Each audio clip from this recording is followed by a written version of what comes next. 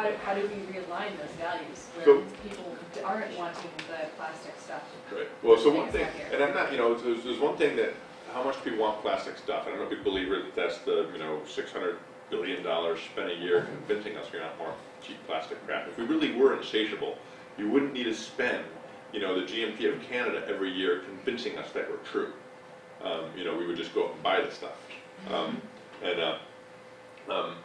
The other part of, wait, I was going to say something else about, and the other, in terms of government goals for growth, that starts basically in 1960 or so when the OECD met and said our goal is government growth, and growth is measured by GDP. And I really do think there's a powerful argument to be made. I think what we do is, there's been all this stuff talking about the flaws of GDP, and that, it's an incomplete measure of benefits or welfare.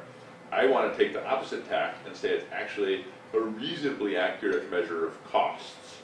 And, three simple examples of that, when oil prices tripled between 2005 and 2008, supply increased by 3%.